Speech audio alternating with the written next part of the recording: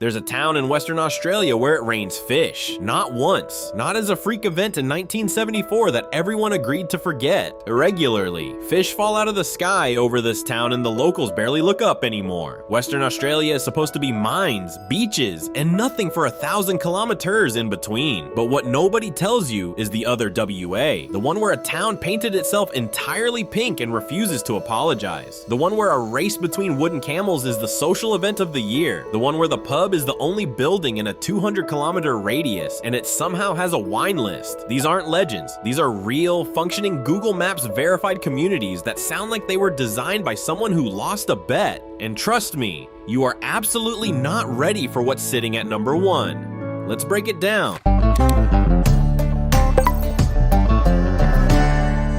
We're starting in the southwest, about 2.5 hours from Perth, in a town so committed to being quirky that it turned its entire identity into an art form, literally. Ballingup is a small community of around 500 people sitting in the Blackwood River Valley, surrounded by tall timber country and the kind of rolling green hills that look more like rural England than Western Australia, which is already a bit disorienting. But the weird starts before you even get to the hills. Ballingup has a gnome, not a garden gnome, a giant gnome. Standing more than 2 meters tall in the middle of the town, the Golden Valley Tree Park gnome is a local icon that has accumulated a devoted following of people who drive hours specifically to photograph themselves with it.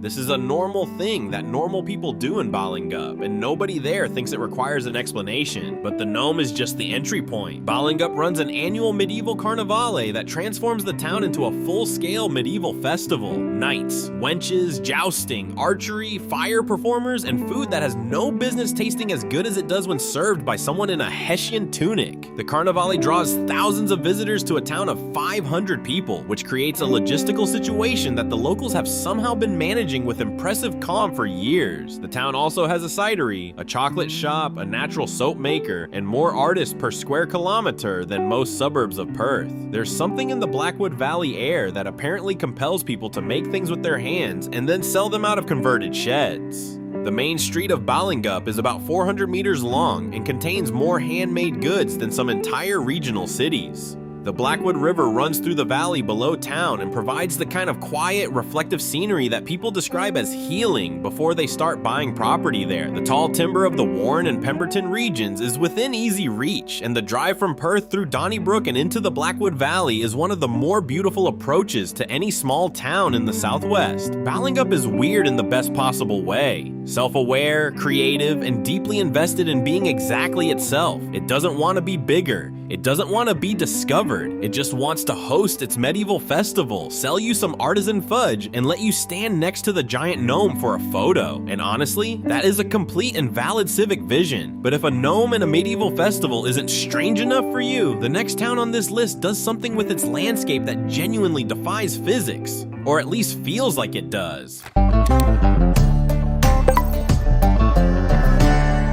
Pink, fluorescent bubblegum looks like someone dropped food dye in it pink. That is the actual color of Lake Hillier, a saltwater lake sitting on Middle Island off the south coast of Western Australia near Esperance. And unlike other pink lakes around the world that only blush under certain light conditions or in certain seasons, Lake Hillier is pink all the time. Photograph it from above, from the shore, fill a bottle with the water. It stays pink. The water is genuinely, persistently, defiantly pink. The cause is understood scientifically. A combination of the halophilic bacteria Dunaliella salina, which produces beta-carotene, along with pink pigment-producing archaea and other microorganisms in the hypersaline water. Science has an explanation for it. That explanation does not make it look any less like a landscape from a film about a planet where the laws of nature were written by someone with a very specific aesthetic preference. Lake Hillier is about 600 meters long and sits right next to the deep blue Southern Ocean, separated by a narrow strip of eucalypt and paperbark woodland. The aerial view, Bubblegum Lake next to Navy Ocean separated by a thin green stripe of trees, is one of the most photographed natural images in Australia. It looks fake. It is not fake. It has been pink since European explorers first recorded it in 1802. Al cannot easily visit Lake Hillier from the shore. Middle Island is a nature reserve, and access is restricted to protect the ecosystem. Most people experience it from scenic flights out of Esperance, which is about 130 kilometers from the island. Those flights are worth every cent and run regularly out of Esperance Airport. Esperance itself is worth a mention here. It's a regional town of about 13,000 people on the Southern Ocean coast that has some of the most genuinely spectacular beaches in Australia. Cape Le Grand National Park, Lucky Bay, Hellfire Bay. Lucky Bay is famous for the kangaroos that lounge on the beach, not as a tourist attraction that's been set up, just kangaroos on the beach, because the sand is soft and warm and they've worked out that this is a very good use of their time. Western Australia keeps doing things like this, just casually dropping extraordinary natural experiences in places nobody expected to find them. The Southern Ocean coast is full of surprises, but the next entry takes us somewhere entirely different, inland and underground, where the weird goes all the way down. Let's talk about Norseman. It's a gold mining town at the western end of the Nullarbor, about 720 kilometers east of Perth, sitting at the point where the Eyre Highway begins its famous crossing of one of the most extreme stretches of road in the country. If you've driven from Western Australia to South Australia, you've been through Norseman. If you've driven that road, you know the feeling of Norseman. It's the last significant stop before a very long nothing, but Norseman's weird doesn't come from its location, dramatic as that is. It comes from the story of how the town got its name. In 1894, a prospector's horse named Hardy Norseman pawed at the ground and exposed a gold nugget. The horse found the gold. The prospector staked the claim, and the town that grew out of that discovery was named after the horse. Not after the prospector, not after a nearby geographic feature. The horse. Western Australia named a town after a horse, and that town has been operating under that name ever since, as though this is completely normal. Norseman has been producing gold since that original 1894 discovery, making it one of the longest running gold fields in Western Australia. The Norseman gold mine has gone through various periods of operation and closure over its history. The town sits on top of a staggering amount of geological history. The Norseman-Wiluna Greenstone Belt is one of the most significant gold-bearing geological formations in Australia. The town itself has a population of around 1,500 people and the honest, stripped-back feel of a frontier outpost. The Royal Hotel is the kind of pub that looks exactly like you'd want a remote WA pub to look. The Pioneer Cemetery has headstones dating back to the 1890s. The Norseman Historical and Geological Collection has an impressive display of local minerals and mining history that is far more interesting than its name suggests. And the Dundas Nature Reserve nearby contains some of the most intact stands of mallee scrub in the goldfields, a landscape so specific to this part of Australia that botanists travel from overseas to study it. Norseman is at the edge of multiple worlds simultaneously: the goldfields, the Nullarbor, the Great Victoria Desert, and the Southern Agricultural Zone. It's a genuine crossroads town, and it wears that complexity with the quiet confidence of a place that knows it's been around since a horse made it famous. Norseman goes weird through history and geology. The next town on this list goes weird through sheer, magnificent, deliberate human stubbornness and one very unusual civic mascot.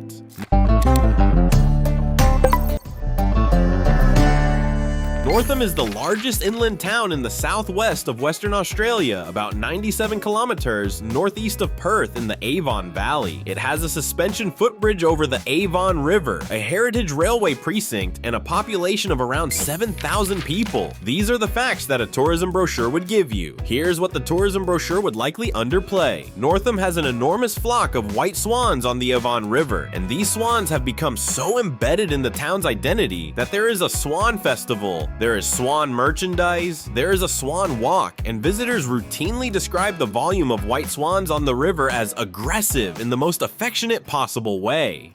The white swans of Northam are mute swans, native to Europe and Asia, introduced to Australia and not naturally occurring here. A small flock was introduced to the Avon River in the early 20th century and has grown over the decades into a permanent, self-sustaining population. They are large, they are numerous, and they have absolutely no intention of moving on. The Avon River in Northam has become, through the accumulated consequence of a decision made many decades ago, of a Erie-specific kind of surreal, a regional Western Australian river town lined with European-looking swans as far as you can see in both directions. The Avon Descent, held annually in August, is one of of the great wild water events in Australia. Whitewater kayakers and canoeists race down the Avon and Avon Valley in a 2-day event that draws competitors and spectators from across the country. The Swans sensibly stay out of the way during race weekend. The rest of the year, they own the river with a confidence that suggests they've been told about the descent and simply don't consider it their problem. Northam also has a genuinely impressive suspension bridge, the longest pedestrian suspension bridge in Western Australia that crosses the Avon River and has become one of those simple, functional pieces of infrastructure that people end up photographing more than any formal attraction in town. The bridge sways slightly when you walk across it, which nobody tells you before you step on, and the first-time experience of feeling a suspension bridge move underfoot while swans float below you is exactly as surreal as it sounds. The heritage precinct around the old railway buildings in the Northam Railway Museum tells a proper chapter of Western Australian history. Northam was a key staging point for the Eastern Goldfields Railway, the line that connected Perth to Kalgoorlie. The town grew up around that rail connection and still carries traces of that era in its streetscape. Swans and suspension bridges are surreal in a gentle way. The next entry goes somewhere darker, stranger, and considerably harder to explain to a first-time visitor.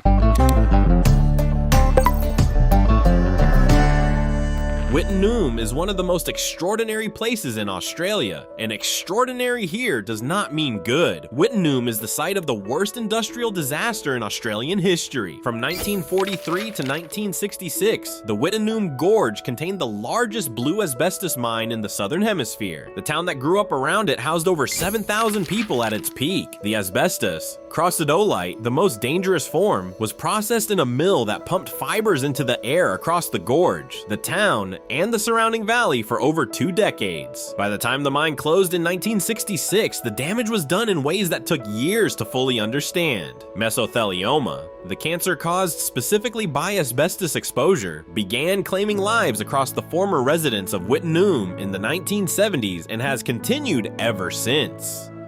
Thousands of former residents, workers, and even children who played in the asbestos tailings have died or developed illness from their time in Wittenoom.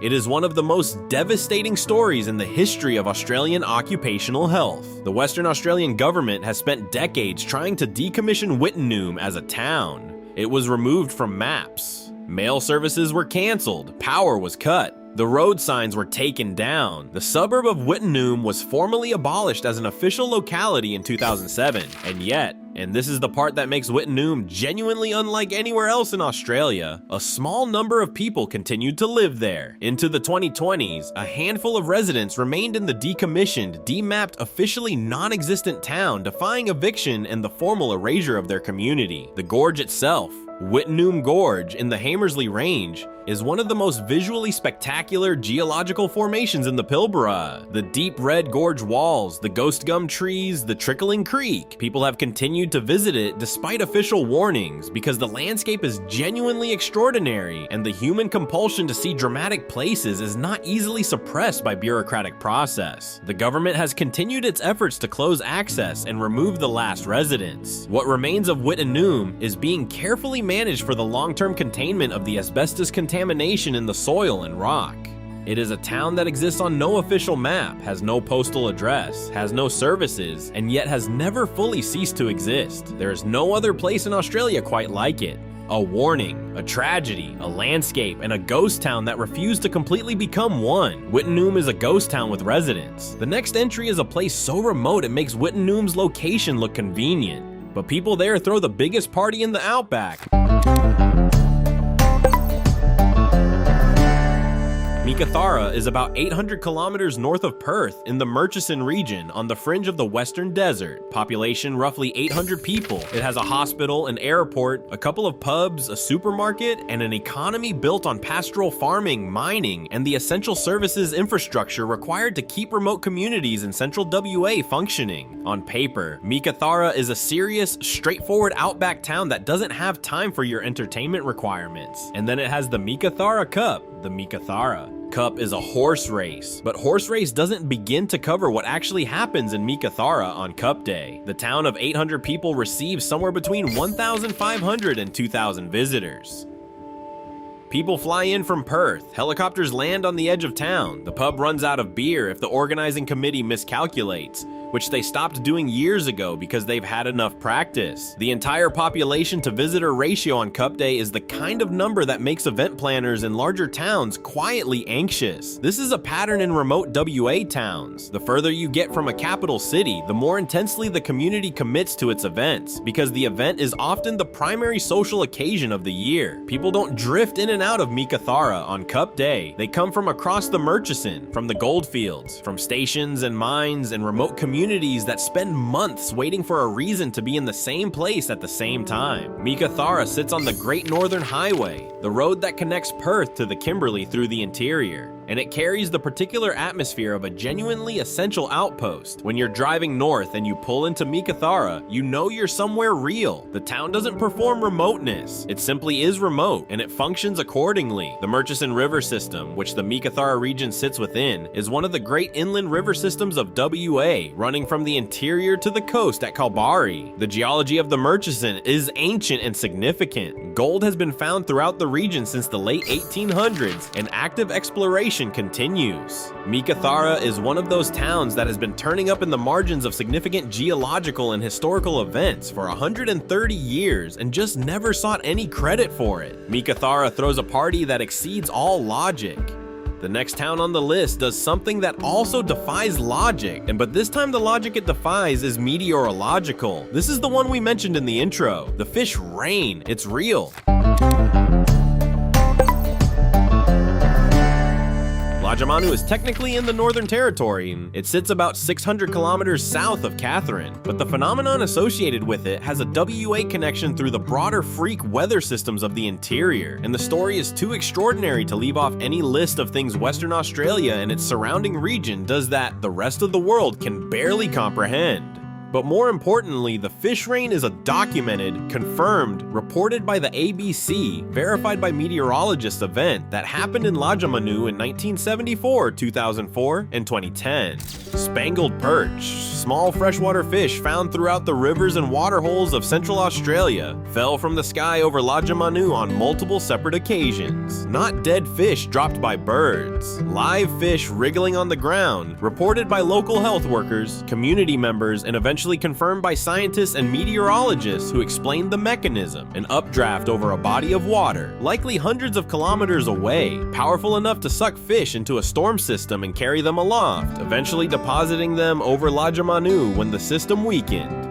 The fish arrive alive, they flap around on the ground, and then it's over, and the fish dry out, and Lajamanu goes back to being a remote desert community until the next time the sky decides to deliver protein. The fish rain is not the only unusual thing about the interior of WA and the surrounding region. The interior of Australia contains some of the most extreme weather events on Earth. Flash flooding in desert systems that haven't seen rain in years, dust storms that reduce visibility to zero across thousands of kilometers, and electrical storms that produce lightning strikes at a rate that makes the tropics look subdued. The interior is not passive country. It is violently, spectacularly alive. Closer to WA's own outback communities, the Gascoyne and Murchison regions experience their own weather extremes. Carnarvon and the lower Gascoyne have been hit by cyclones that travel further inland than seems geometrically possible, and the flood events on the Gascoyne River have, on multiple occasions, put water through the main street of Carnarvon. WA's relationship with weather is not a gentle one, but nothing in the meteorological record of this continent quite matches the image of a community in the middle of the desert picking live freshwater fish up off the ground after a rainstorm. It happened. It happened 3 separate times. The people of Lajamanu have eaten some of those fish. This is a completely real situation that occurred in Australia in our lifetimes. Fish from the sky is hard to top, but the next town isn't trying to top it. It's doing something entirely different with camels, and the camels are made of wood. Shark Bay, the name alone should tell you something, is different here. Shark Bay is a World Heritage Area on the midwest coast of WA, about 830 kilometers north of Perth, where the Australian continent pushes a long peninsula out into the Indian Ocean and creates a sheltered, warm, extraordinary body of water that contains one of the highest concentrations of marine biodiversity in the Southern Hemisphere. dugongs, sea snakes, tiger sharks, loggerhead turtles, and dolphins that walk up to you on the beach and take fish from your hand. Monkey Mia is a beach on the eastern shore of the Paran Peninsula within Shark Bay, where wild bottlenose dolphins have been coming into the shallows to interact with humans since at least the 1960s. This is not a theme park. There is no pool, no concrete, no trained animal infrastructure. These are wild, free-ranging dolphins who choose to come in. The interaction is managed by Department of Biodiversity, Conservation and Attraction staff to protect the dolphins' wild behaviors and health, and visitors are supervised during the feeding interactions. But the fundamental reality is unchanged. Wild dolphins come to this beach every morning because they want to, and they have been doing so across multiple generations. Denham, the nearest town and the most westerly town in Australia, has a population of around 550 people. It is the service center for the Shark Bay World Heritage Area and has the particular feeling of a place at the end of the world, which it basically is. Drive west from Denham and you hit the Indian Ocean. There is nowhere further west in Australia to go. The town sits at the absolute edge of the continent. The Shark Bay area also contains Hamelin Pool, where you can see stromatolites, living fossils that are among the oldest life forms on Earth. Stromatolites are layered structures formed by cyanobacteria, and the ones at Hamelin Pool are 3,500 years old and still growing. They look like lumpy rocks in a shallow bay. They are, in a meaningful sense, the closest living thing on Earth to the organisms that first put oxygen into this planet's atmosphere. You can stand next to them and touch the fence that protects them, which is as close as you can get, and if you know what you're looking at, it is one of the most humbling experiences available in regional WA. The Paran Peninsula itself, now Francois Paran National Park, has been the site of one of the most ambitious rewilding projects in Australia. The Project Eden Fauna Recovery Program has worked to reintroduce locally extinct species, including bilbies, banded hair wallabies, and western barred bandicoots, to a feral predator-free environment created by a fence across the narrow neck of the peninsula. Species that have been lost from most of mainland Australia are breeding wild again on the Paran Peninsula because a determined conservation program in an extremely remote location made it happen. Monkey Mia has wild dolphins coming to the beach voluntarily. The next entry has something coming to town that is also wild, also unexpected, and considerably less cuddly. In 1923 and 1924, Marble Bar recorded 160 consecutive days of temperatures at or above 100 degrees Fahrenheit, 37.8 degrees Celsius, 160 days in a row. That record still stands. No other town on Earth has recorded a streak of extreme heat that comes close to what Marble Bar did during those 2 summers. The Australian Bureau of Meteorology has the data. It is not contested. Marble Bar is the hottest town in Australia and holds one of the most extreme heat records on the planet. The town itself is in the Pilbara, about 200 kilometers southeast of Port Hedland. Population around 200 people. It has a pub, the Ironclad Hotel, named for the HMS Immortalite, an ironclad warship which has nothing to do with the town, but the pub keeps the name with confidence. A small caravan park and a community that has been living with extraordinary heat for so long that the attitude toward it is almost philosophical. People in Marble Bar do not make a big deal of the heat. They live with it, they work in it, they watch tourists from Perth arrive in January, see the temperature gauge, and turn around. The Jasper Bar, the actual Marble Bar, after which the town is named, is worth the trip on its own geological merits. It's a formation of red, white, and green jasper, crossing Coolagardie Creek about 5 kilometers from town, and it is spectacular in the way that ancient banded stone viewed in direct outback sunlight tends to be spectacular. The early settlers who named the town after it actually thought the jasper was marble, a geological misidentification that gave the hottest town in Australia a name based on a mistake. This feels appropriate. The Pilbara landscape around Marble Bar is ancient in a way that the word old doesn't adequately convey. The rock formations in this part of WA are some of the oldest on Earth. Pilbara Creighton rocks that have been dated to over 3 billion years. 3 billion years. The Earth itself is 4.5 billion years old. The rocks around Marble Bar were formed when this planet was barely into its first third of existence. Standing in the landscape around Marble Bar and knowing what you're standing on produces a specific, strange feeling that doesn't have a word in English, but probably should. The Marble Bar Cup. Yes, another remote WA race day. runs annually and draws visitors from across the Pilbara in exactly the pattern established by every other remote WA outpost. People come from mining camps, from stations, from Port Hedland and Newman and the surrounding region. The town of 200 becomes something considerably larger for a day, and then returns to itself, which it prefers. Marble Bar holds a world heat record and sits on 3-billion-year-old rock. The #1 town on this list does something with its history that makes all of that look straightforward. Wave Rock. If you've seen it, you don't need an explanation. If you haven't, here it is. Wave Rock is a natural rock formation about 340 kilometers southeast of Perth, near the tiny town of Hyden, that looks exactly like a massive breaking ocean wave frozen in granite. It is 15 meters high and 110 meters long. The curved face of the rock is streaked in vertical bands of gray, red, and ochre, caused by rain-washing chemical deposits down the face over millennia that look precisely like water moving down the surface of a wave. It looks like someone told a rock to be a wave, and the rock, with great geological patience, eventually complied. Wave Rock is between 2,000 and 2,700 million years old.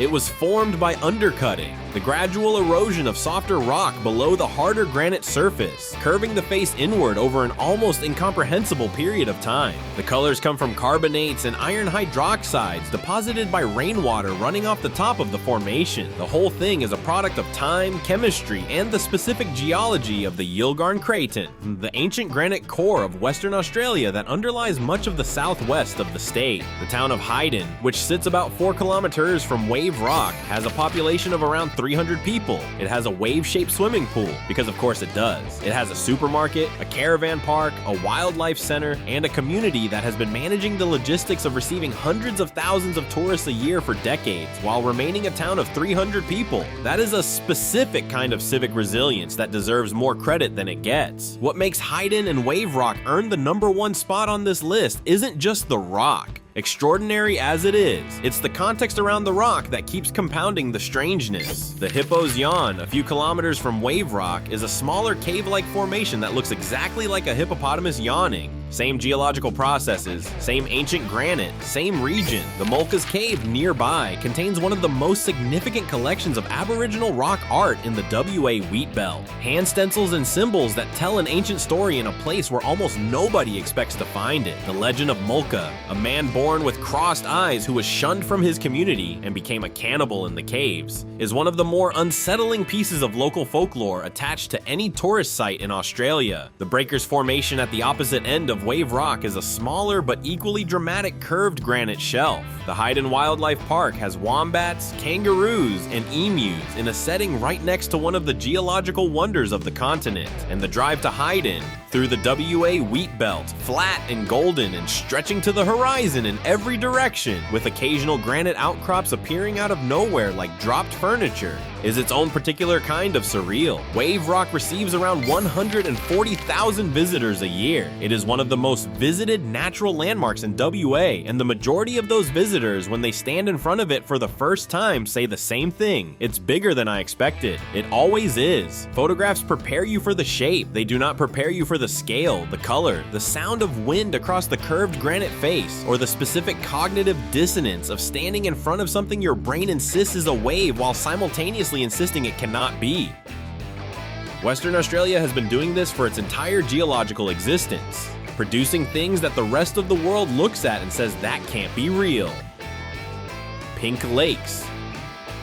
Fish Rain, the hottest town on Earth on top of 3-billion-year-old rock, a horse that found gold and had a town named after it. Wild Dole, Finns on a remote beach, choosing to visit every morning because they've decided humans are worth the company. All of it real, all of it verified, all of it sitting in the largest and most sparsely populated state in Australia, waiting for the rest of the country to catch up. If this video puts somewhere on your list you hadn't considered before, hit subscribe.